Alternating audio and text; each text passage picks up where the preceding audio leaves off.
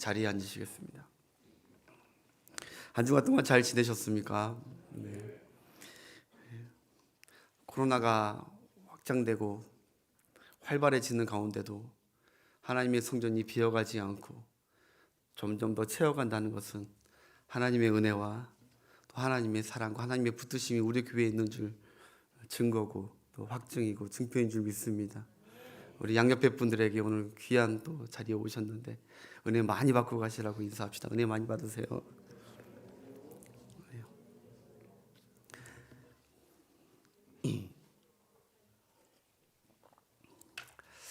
오늘은 성서주일입니다. 성서라는 것은 거룩할 성자의 책 서자, 거룩한 책, 즉 성경을 뜻합니다. 영어로는 바이블이죠. 우리나라가 처음으로 이 성서주의를 지킨 때가 1899년입니다. 지금 벌써 130년이 넘었습니다. 오히려 그러니까 이 비중이 별거 아니라고 생각할 수 있는데 선교사님이 들어와서 우리 기독교 기반이 갖추기 전에 제일 먼저 한 게 이제 성서주의를 제정한 것입니다. 하나님께서 우리 각자에게 이 땅에 하나님께서 주신 특별한 선물이 세 가지가 있는데요. 그 첫 번째가 두말할 것 없이 우리 구주 예수 그리스도시고, 그 두 번째가 보혜사 우리와 함께 하시는 성령님이시고, 그리고 바로 이 세 번째가 이 하나님의 말씀인 성경입니다. 이건 하나님께서 우리에게 주신 특별한 선물입니다. 특별 계시라고 하죠. 성경이 없었으면 어땠을까? 성경이 없었으면 천지 만물과 인류의 기원과 근원을 우리가 어떻게 알 수 있었겠습니까? 성경이 없었으면 하나님의 존재도 우리는 알지 못했을 것이고, 멸망할 인류가 구원 얻는 그 유일한 길도 이 성경이 아니었으면 우리는 도저히 알 수 없었습니다. 그렇기 때문에 성경만큼 우리에게 고맙고 소중하고 가치 있는 것이 우리에게 또 뭐가 있겠습니까? 우리가 가지고 있는 것 중에, 손에 잡히는 것 중에 가장 소중하고 가치 있는 것이 무엇인가? 저는 그것이 성경이라고 생각합니다. 그래서 오늘 말씀 제목을 성경, 그것은 최고의 가치다라고 말씀을 제목을 정했습니다. 여러분, 새는, 날아다니는 새는 10일 동안 모이를 안 먹어도 그래도 살 수 있다고 합니다. 그리고 개, 강아지와 그 사람들은 15일에서 20일 동안 뭘 먹지 않아도 살 수 있다고 합니다. 근데 20일 넘으면 생명이 위태롭다고 합니다. 그렇기 때문에 여러분 40일 금식기도 하시는 분들은 정말 생명을 걸고 하시는 분들이다. 저도 아직 해보지는 못했지만 정말 그분들은 하나님께 목숨 걸고 하나님 앞에 기도하는 것이죠. 여러분, 그런데 반면에 거북이는요 무려 500일 동안, 무려 1년이 넘게 500일 동안 아무것도 안 먹어도 그래서 산다고 하네요. 거북이는. 그래서 미국 교회에는 이런 말이 있대요. 한번 따라해 볼까요? 거북이 교인. 다시 할게요. 거북이 교인. 왜 이런 말이 생겼을까요? 교인이 느려 터져서 그랬을까요? 아니죠. 어떻게 하나님의 생명의 양식인 이 성경을 오랫동안 읽지 않고 이 성경을 안 먹었는데도 버젓이 살아가고 있는 그런 사람을 보면서 디스하는 차원의 거북이 교인이라고 합니다. 우리도 혹시 우리 가운데 거북이 교인이 있지는 않는지 모르겠습니다. 우리 양옆에 분들에게 인사합시다. 거북이 교인으로 살지 맙시다. 이렇게. 찔리시는 분들도 계실 겁니다. 여러분, 성서주의를 맞이하여 나에게 성경을 주신 하나님께 정말 감사하고, 그리고 이 성경을 더 사랑하고 이 성경을 더 가까이 하고, 그래서 이게 정말 가장 가치 있는 우선순위로, 내 삶의 우선순위로 두는 그런 복된 주일이 되시길 주의 이름으로 축원합니다.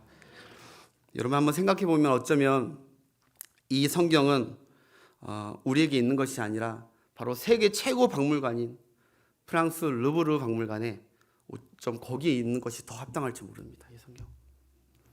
왜냐하면 이 성경책은, 이 한 권의 이 성경책이 무려 저작 연도가 1600년 기간입니다. 1600년 기간을 기록한 책은 하나도 없습니다. 그리고 저자들이 무려 40명입니다. 근데 그 40명이 다 각기 직업과 출처가 다 다릅니다. 출신들이 어부고 세리고 왕이고 제사장이고 뭐 너무너무 많습니다. 의사고. 이게 40명의 각기 다른 직업을 가지고 출처가 다 다른 사람들이, 더 놀라운 것은, 신비로운 것은 그 성경에 그들이 말하고 있는 목적들이 수집해 보면 다 하나로 목적이 똑같다는 것이죠. 이게 정말 신비롭고 놀라운 책 아닙니까?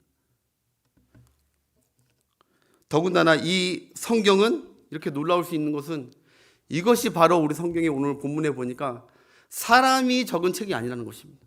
사람이 적은 책이.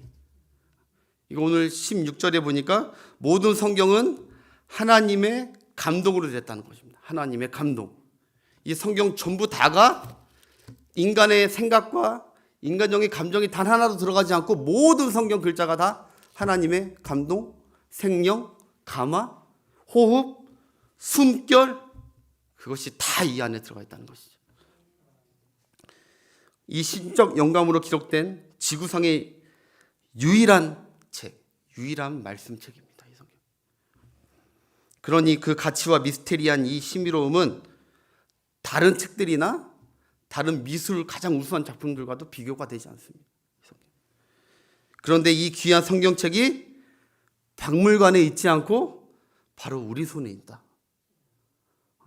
정말 놀라운 일이고, 왜 이 성경책이 박물관에 딱 한 권만, 하나님의 신적 계시로 한 권만 있지 않고 왜 전 세계 각 사람들의 손에 있을까? 그 이유가 무엇일까?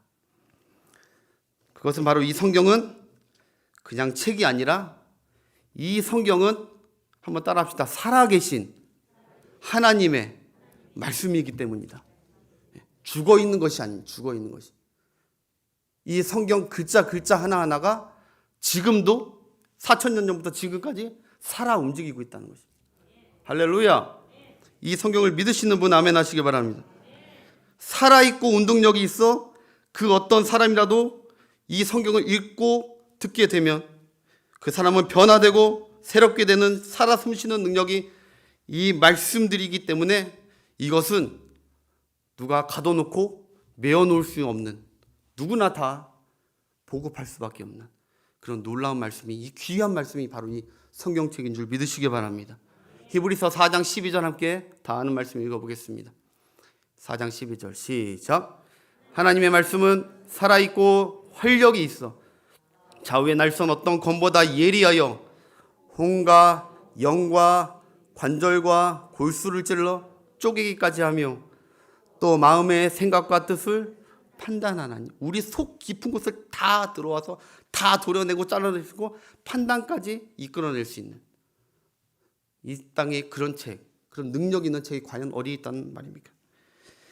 하나님의 말씀은 박물관이나 특정 장소에, 아니 우리 장롱 속에도 사실 매여 있을 수 없는 말씀입니다. 왜냐하면 하나님의 영감으로 살아 꿈틀대며 활력이 있어서 읽고 듣는 자들은 다 찔러 쪼개고 변화시키고 악한 마귀를, 병든 몸과 마음을 찔러 쪼개는 능력이 바로 이 성경 말씀에 있는 줄 믿으시는 분들 아멘 하는 영광을 돌리겠습니다. 할렐루야. 그래서 수천 년 동안 성경을 가까이 한 성령의 사람들이 이 세상의 변화의 주역들이었고, 그리고 이 세상의 역사의 주인공들이 되었습니다.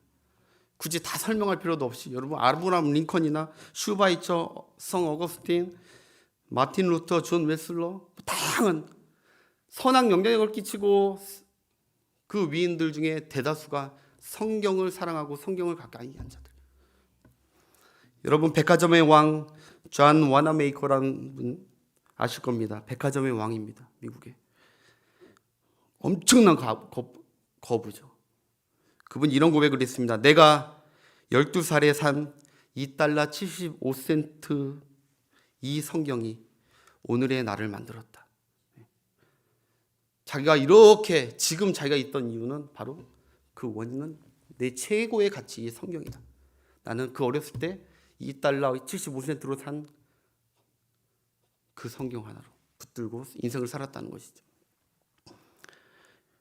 여러분, 심지어 성경은 이 성경이 허구라고 이 성경은 없애버려야 된다고 얘기했던 무신론자들까지 그들이 읽을 때 그들을 다 변화시켰습니다.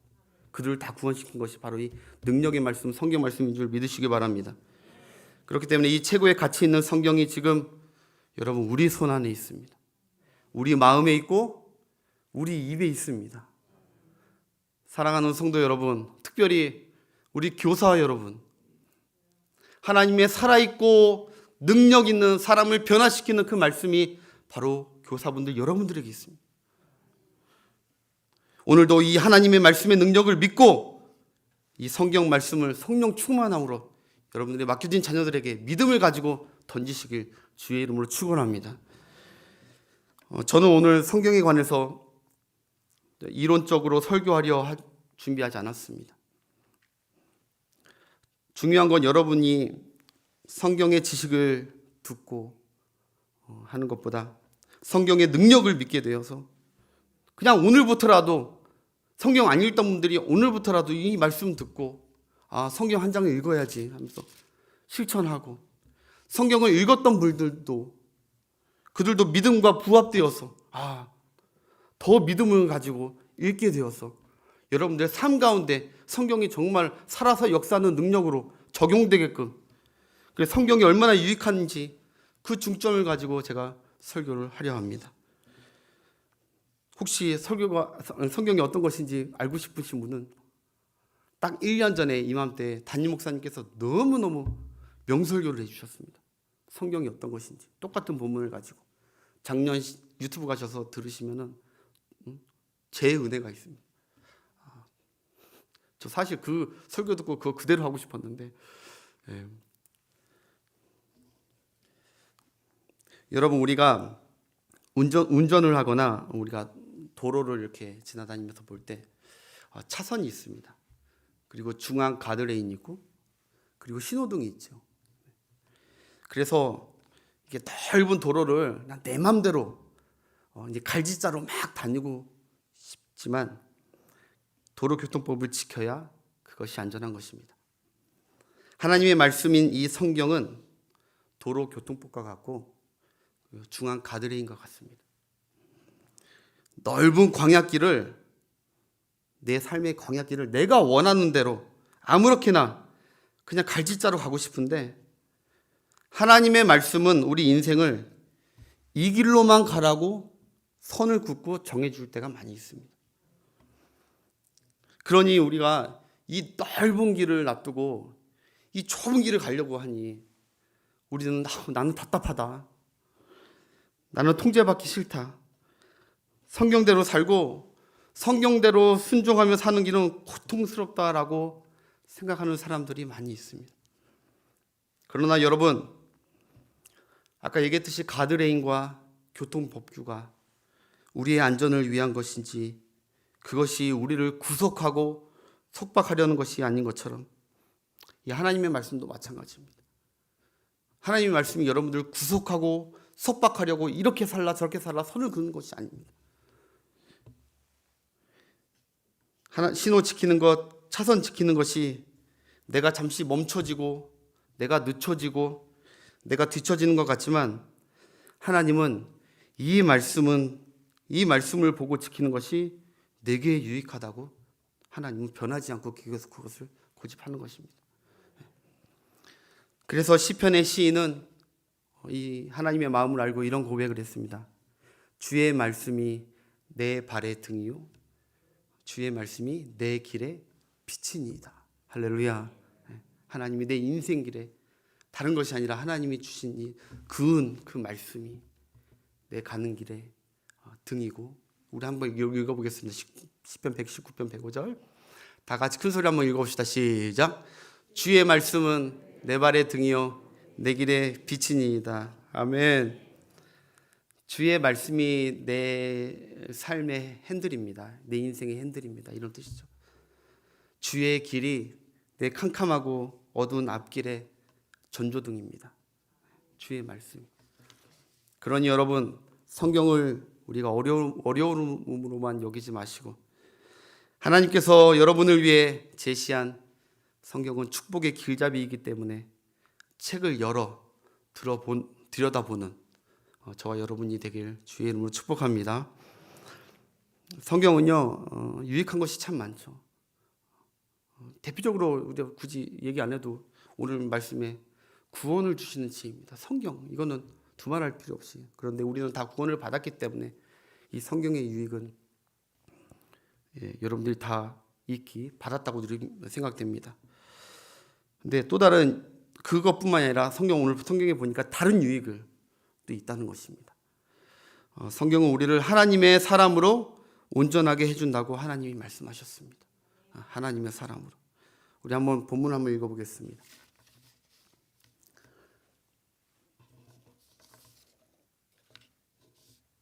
자, 우리 17절 한번 읽어보겠습니다. 17절 시작.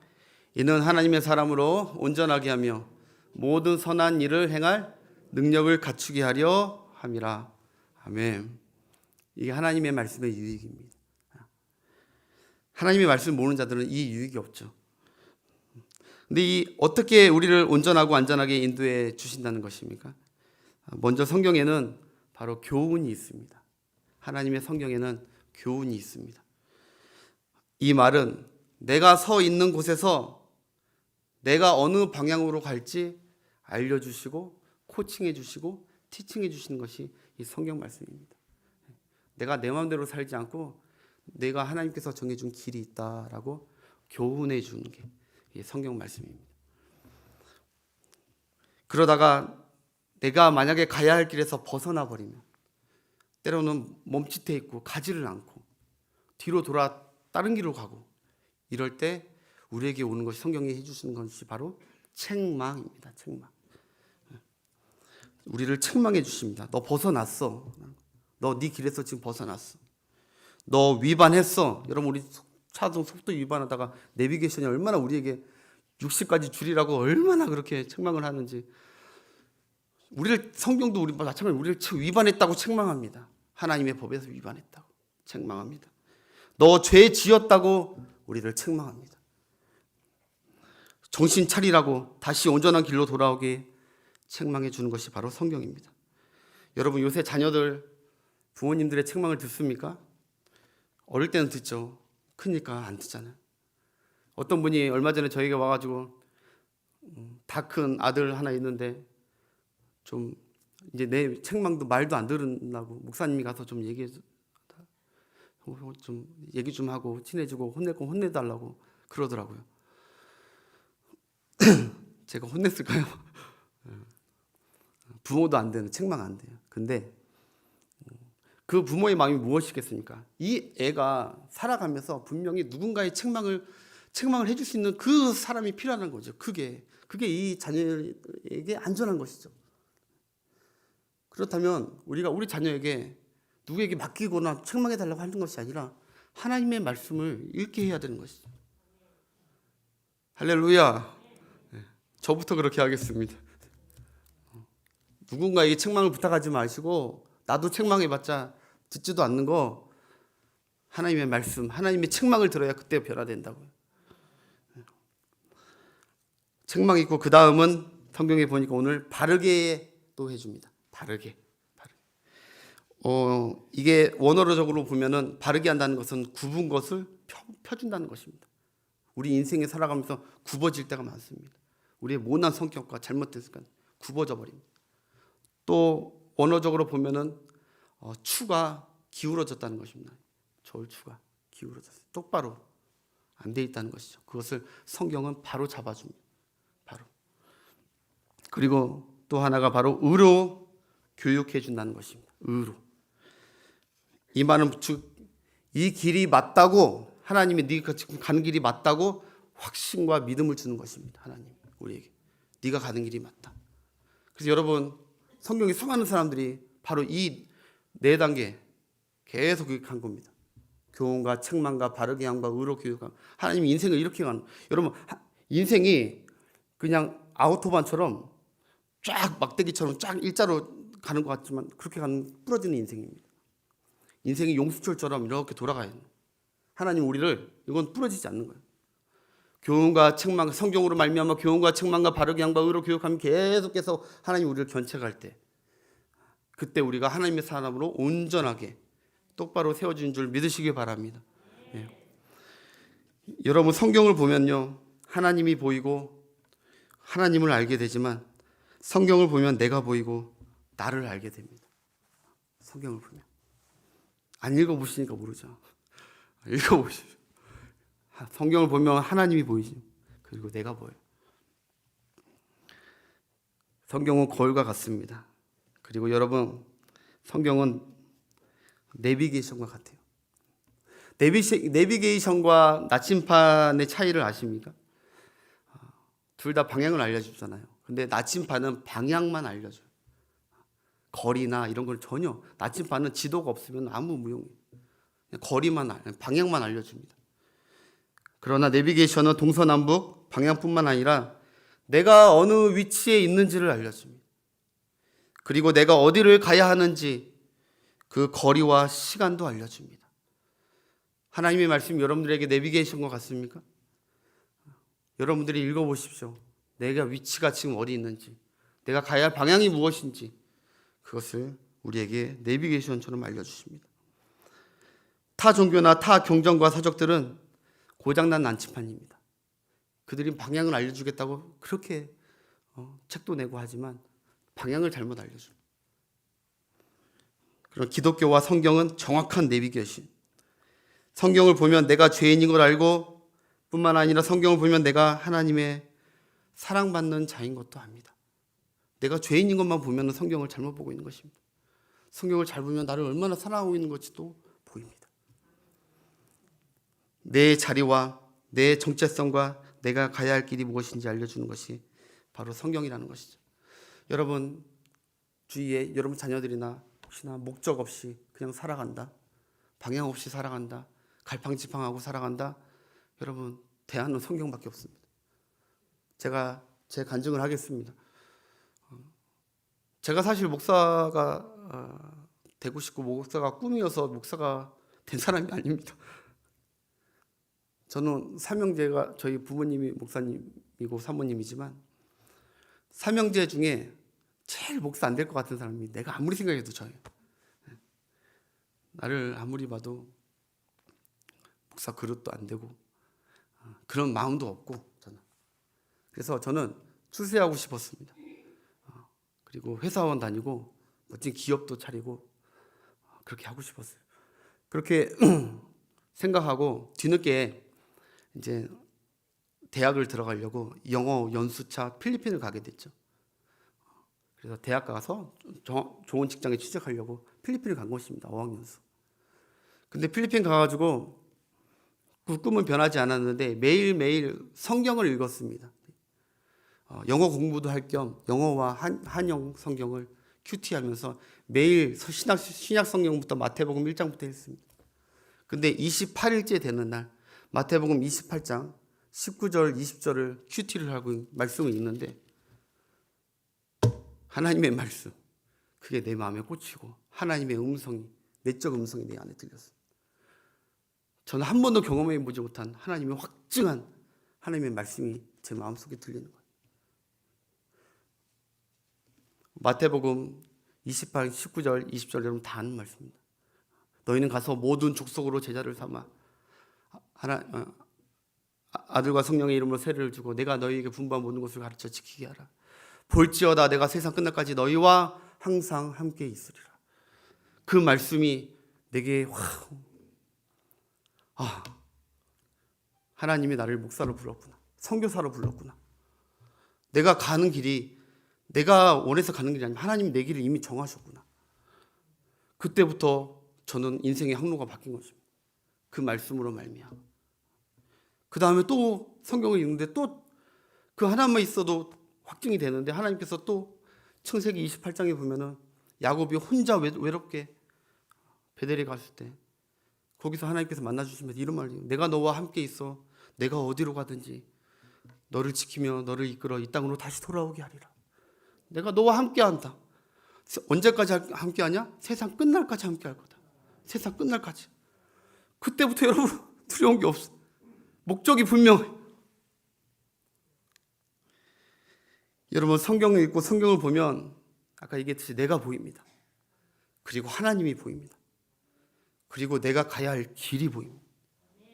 그게 성경입니다. 여러분, 어떤 분들은 성경은 너무 시대에 뒤처져진 옛날 이야기라고 생각합니다. 그래서 이 빠르고 급변하는 세상에 성경 읽으며 묵상할 시간이 없다고 얘기합니다. 그렇습니다. 맞습니다. 세상은 어마어마하게 빠른 속도로 달려가고 급변하고 있습니다. 여러분, 지금 4차 산업혁명입니다. 조금만 뒤쳐져도 못 따라갑니다. 아이도 공부시키는 것도 그렇고요, 기업도 그렇고요, 일자리도 그렇고요, 엄청나게 빨리 돌아갑니다. 그냥 이렇게 잔잔한 바람이나 이게 물살처럼 이렇게 회오리처럼 돌아가는 것이 아니라 급격하게 빨리빨리 소용돌이치며 돌아갑니다. 여러분, 이런 위협적인 소용돌이와 허리케인에 휩싸인 이런 세상 가운데 우리가 승리할 수 있는 방법이 무엇이 있겠습니까? 방법이 있습니다.